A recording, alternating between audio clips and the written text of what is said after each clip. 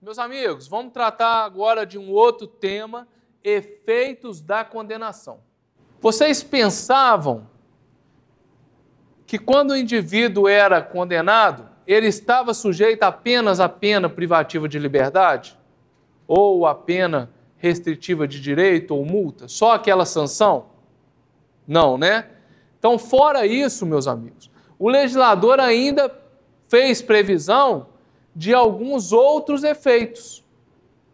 Então, olha só, a sentença serve para quê? Condenatória. Para aplicar ao agente uma pena proporcional ao mal que ele causou. Tá ok? Visa o quê? Prevenir outros crimes, serve de exemplo, e para reprovar também a conduta do indivíduo que cometeu o crime. Retribuição do mal. Mas vejam bem, não é só isso, senhores, que uma condenação acarreta. A condenação acarreta também efeitos secundários. Então, depois que a sentença condenatória transita em julgado, nascem também efeitos secundários, que têm natureza acessória. Está lá no artigo 91 e 92 do Código Penal. Vejam bem, além desses artigos 91 e 92, no ordenamento jurídico nós temos diversos efeitos secundários que são gerados por uma condenação penal. Por exemplo, indenização civil pela prática do homicídio, da lesão corporal. Eu mato um pai de família. Quem vai sustentar aquela família? Então, isso vai gerar efeitos secundários. Perfeito? Vamos lá. O artigo 91 traz assim, ó, são efeitos da condenação. Primeiro, tornar certa a obrigação de indenizar o dano causado pelo crime. Senhores, quando a sentença penal transita em julgado condenando o indivíduo, ela mostra que aquele indivíduo causou um dano à vítima. Por exemplo, um furto. O indivíduo foi condenado pela prática do furto. Aquele indivíduo teve decréscimo patrimonial, teve prejuízo, teve dano. Então não seria justo apenas que aquele autor do crime cumprisse a sua pena prevista pela lei. Por isso que o legislador gerou essas consequências acessórias, esses efeitos da condenação. Então, o autor do crime tem que indenizar o dano que ele causou pelo comportamento criminoso dele. Perfeito? Então, olha lá. A sentença condenatória, então, ela vai servir para a vítima como um título executivo de natureza judicial. Ela torna, então, essa sentença torna a obrigação da vítima de ressarcir o dano que ele causou pelo delito. Entendam bem, senhores. Se isso aqui não tivesse previsto no Código Penal, essa vítima teria que entrar com outro processo lá na Justiça Civil para discutir aquele dano, se ela sofreu dano, se ela não sofreu dano, se foi aquele autor que cometeu aquele dano, se não foi, que chama processo de conhecimento. Esse processo de conhecimento, então, a vítima vai pulá-lo. Por que vai pular esse processo de conhecimento? Por que eu não preciso de entrar no juízo cível para formar esse convencimento lá no juiz? Porque esse convencimento já vem daqui, ó. Na sentença penal condenatória transitada em julgado, já mostra que o dano ocorreu, que foi aquele fulano que praticou esse dano. Então, lá na Justiça Civil agora, eu só vou buscar o pagamento daquele dano. Então eu vou acionar o autor do crime para que aquilo ali seja pago, aquela dívida seja paga. A única coisa que é discutido na justiça civil em relação ao crime, em relação ao dano, é o quantum da indenização. Ah, não, o meu iPhone que foi furtado vale tanto, não vale tanto, já estava usado, tem o depreciamento do bem. Então, essa discussão do quantum é que é levada ao juízo civil. Perfeito? Inciso 2º. A perda em favor da União, então é o chamado confisco, ressalvado o direito do lesado ou do terceiro de boa-fé. Meus amigos, o que é perdido em favor da União? Ou seja, o que é confiscado pela União? O que vai para a posse da União? Para a propriedade da União? Os instrumentos do crime. Se eu emprego objetos na prática do delito, que constituem coisas cujo fabrico, alienação, uso, porte ou detenção constituam um fato ilícito, isso tudo é perdido em favor da União.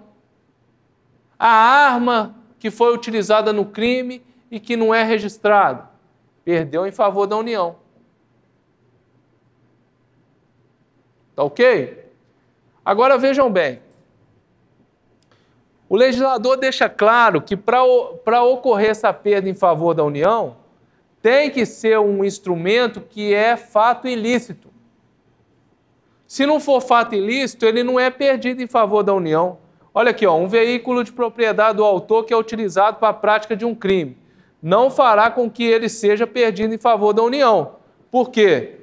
Porque seu uso não constitui um fato ilícito. O uso regular do veículo não é um fato ilícito. Ok? Outra coisa que é perdida em favor da União é o produto ou proveito do crime. Tudo aquilo que é adquirido diretamente através daquele crime.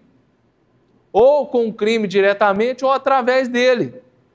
É qualquer valor, bem que é acrescido ao patrimônio do autor por conta do crime, é o proveito do crime.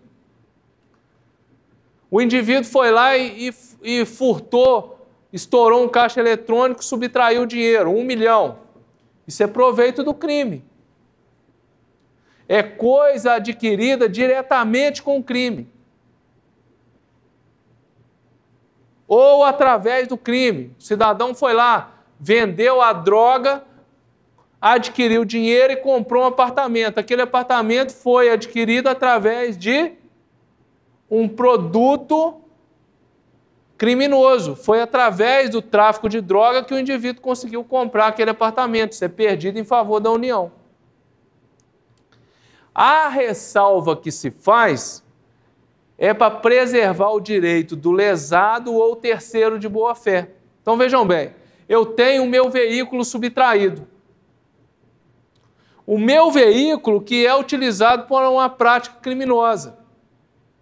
Meus amigos, é o meu veículo que vai ser perdido em favor da União? Não, porque ele tem um destinatário certo. Eu sou o lesado, eu sou o terceiro de boa-fé. Eu não contribuí para nada no crime. Como que eu vou ter esse prejuízo agora do meu veículo ser perdido ou confiscado pela União? Não pode. Por isso que a lei é clara, ressalvado o direito do lesado ou terceiro de boa-fé. Ok? Vamos lá. Poderá ser decretada a perda de bens ou valores equivalentes ao produto ou proveito do crime, quando estes não forem encontrados ou quando se localizarem no exterior.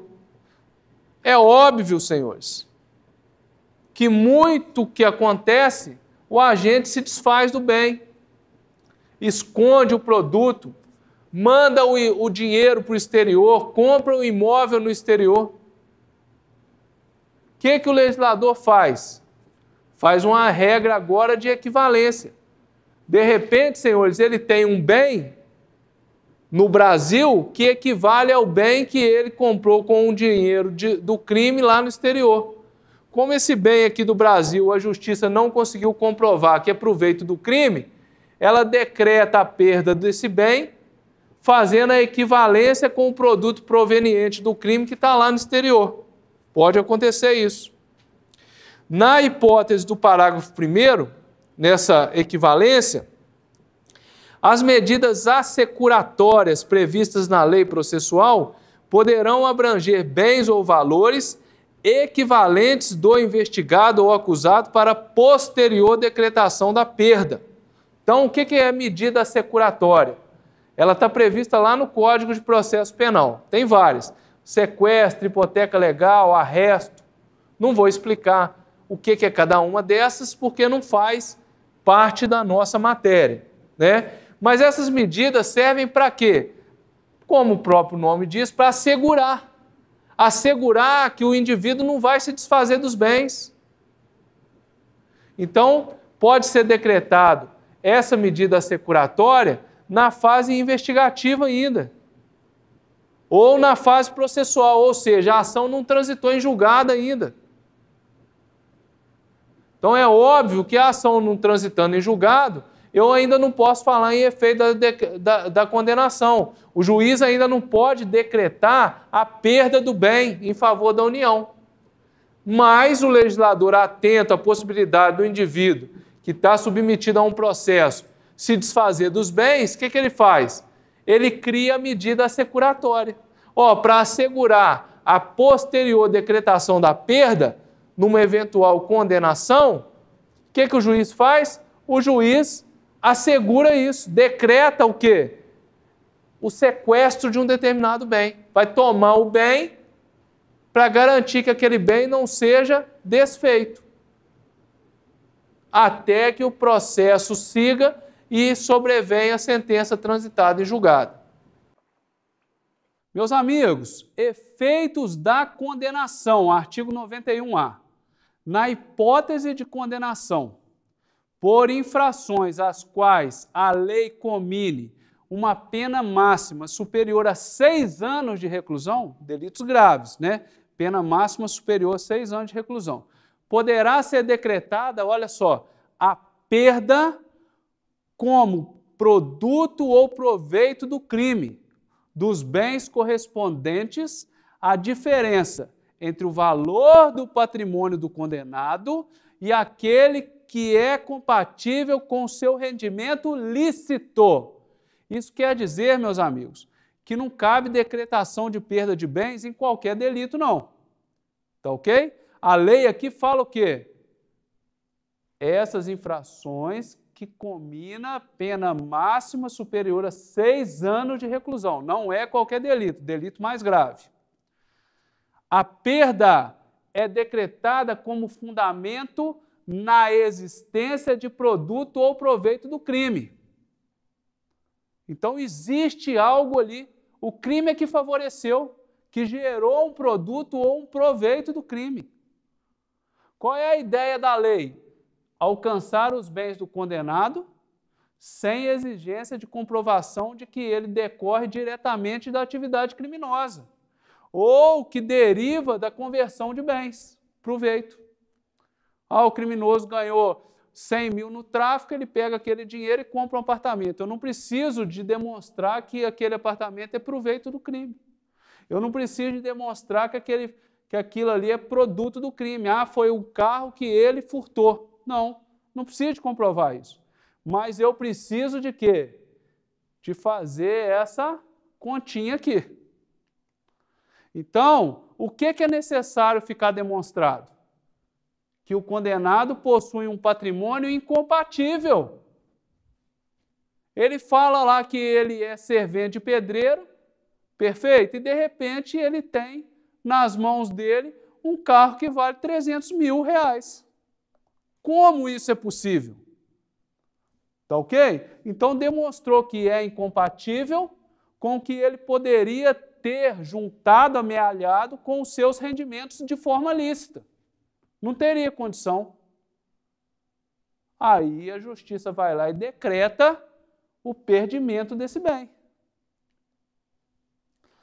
Para efeitos da perda prevista no caput do artigo, entende-se por patrimônio do condenado todos os bens, quais da sua titularidade estão em seu nome, ou em relação aos quais ele tenha domínio e o benefício direto ou indireto na data da infração ou aqueles recebidos posteriormente. Aqueles que foram transferidos a terceiros, veja bem, não é aquele só que está no nome do condenado, não.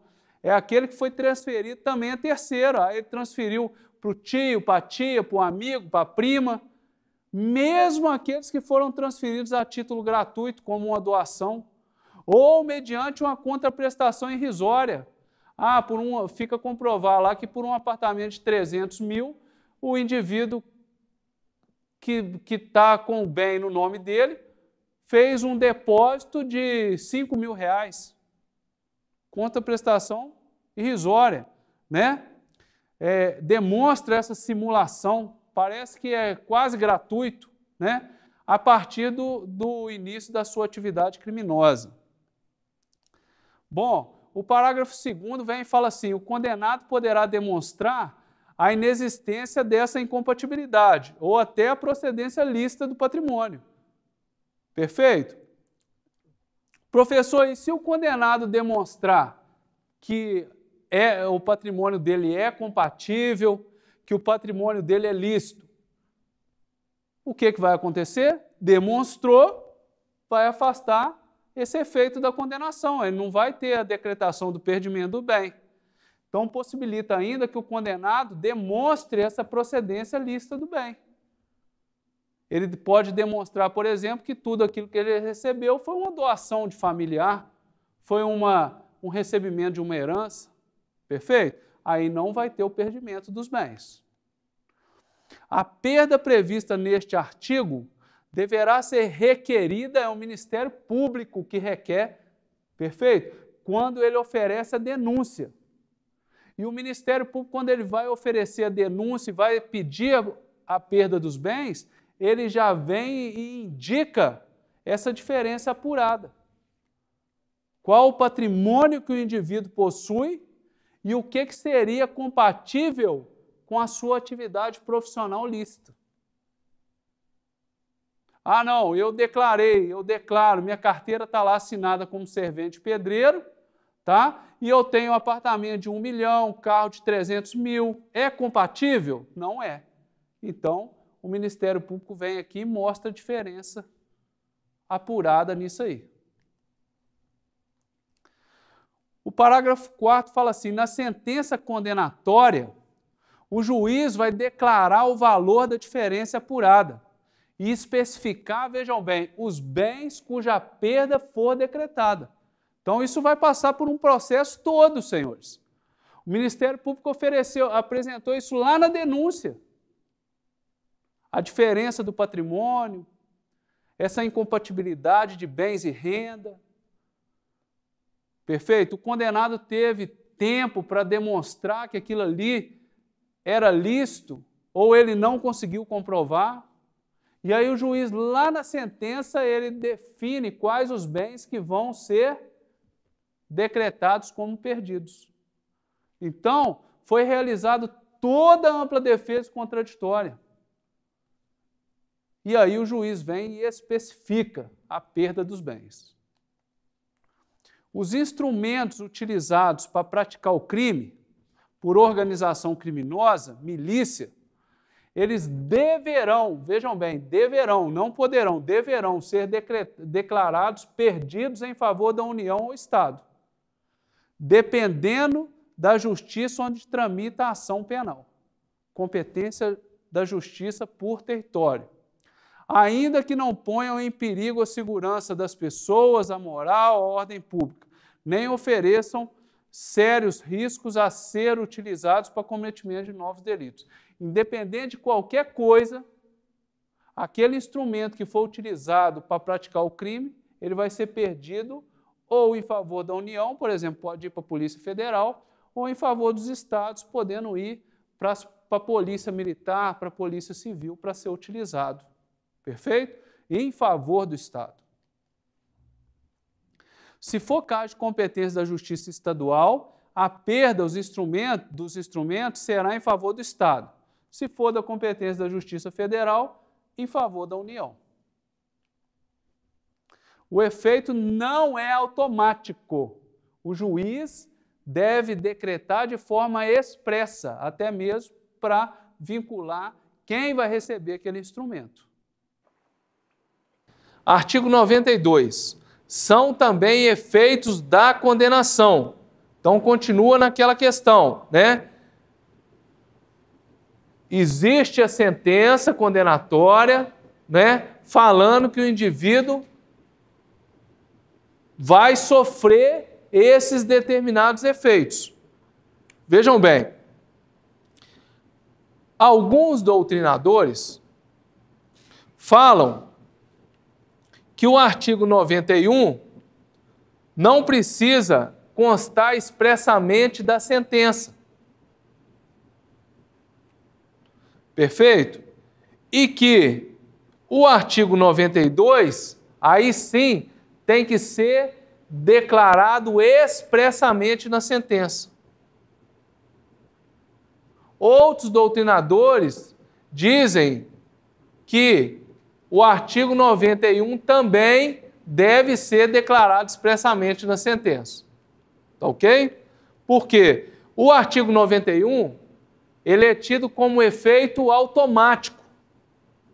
Aconteceu, ele é aplicado. Por isso que, a princípio, não precisaria de ser declarado na sentença. Mas a regra é que todos sejam declarados na sentença. O que tem o artigo 92 como efeito da condenação? Perda do cargo, função pública ou mandado eletivo.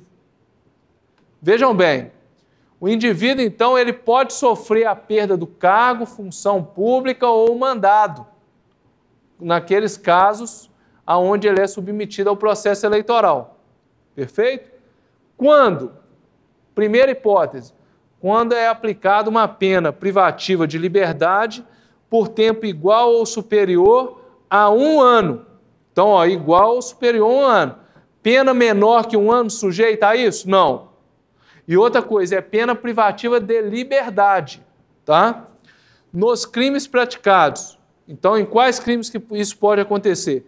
Com abuso de poder ou violação do dever para com a administração pública. São hipóteses que não se destinam apenas aos crimes funcionais. Então, não é só naqueles crimes, prevaricação, peculato, que enquadra aqui nos crimes funcionais. Qualquer crime que seja praticado por este que detém o cargo, função pública ou mandado eletivo, tá certo? Aonde o indivíduo viole o seu dever, aonde o indivíduo, o funcionário público, haja com abuso de poder, pode ocorrer a decretação da perda do cargo, função ou mandado eletivo. Desde que o crime seja punido com pena privativa de liberdade, tá? E que a sentença preveja um tempo igual ou superior a 1 ano. Quando for aplicada a pena privativa de liberdade por tempo superior a 4 anos. Então vejam bem, independente do fato estar ligado à questão da prática de atos abusando de poder, com violação de dever funcional, independente de qualquer que seja o fato, ou independente do crime ser funcional ou não ser funcional, o indivíduo que praticou um crime por tempo, que tomou uma pena, praticou um crime, foi sancionado com a pena superior a 4 anos, ele vai estar sujeito à perda do cargo, função pública ou mandado eletivo. Inciso 2º. A incapacidade para exercer o poder familiar, tutela, curatela, nos crimes dolosos sujeitos à pena de reclusão, cometidos contra outrem igualmente titular do poder familiar, contra filho, filha ou outro descendente, ou contra tutelado ou curatelado. Senhores, este inciso, obviamente, está protegendo quem encontra-se sob algum vínculo que seja de autoridade, que seja de tutela, curatela. Meus amigos, independente do quantum de pena do crime doloso, porque aqui só fala assim, ó, crime doloso sujeito à pena de reclusão. Qual a pena? Nenhuma. Não fala. Independente do quanto, então, se o crime for doloso e estiver sujeito a uma pena de reclusão, isso está excluindo aqueles que têm pena prevista de detenção, perfeito? É possível que o autor tenha como efeito da condenação a sua incapacidade para o poder familiar. O pai vai lá, agrediu, lesionou levemente o filho. Cabe? Não. Por quê? Porque lesão leve está sujeita a uma pena de detenção. Ah, e se for uma lesão grave? Aí tem. Aí é reclusão. Aí é o pai que está agredindo o filho, que está demonstrando que ele realmente é incapaz de conviver. Então, para a proteção do filho, o pai perde, ou seja, como efeito da condenação, está falando que ele é declarado como incapaz de exercer o poder familiar. Vai perder o poder familiar. Aquele que é o curador, o tutor, vai perder da mesma forma. Vai perder se o crime for cometido contra quem? Contra alguém na mesma condição. Né? Então, um cônjuge agrediu o outro. Está aqui, ó. O pai agrediu o filho, ou a filha, ou outro descendente. O tutor agrediu o tutelado, o curador agrediu o curatelado. Estou falando agrediu de uma forma genérica, porque é qualquer crime, né? O pai praticou um crime de roubo contra a filha. Está aí, ó. Pode perder o exercício do poder familiar. Pode por quê? Porque é um efeito da condenação que decorre da decisão judicial. Se o juiz decidir assim, ele vai declarar expressamente na sentença. E o inciso 3º traz como efeito da condenação também a inabilitação para dirigir veículo, quando utilizado como meio para a prática do crime doloso. Então é porque o autor está usando o veículo como instrumento do crime.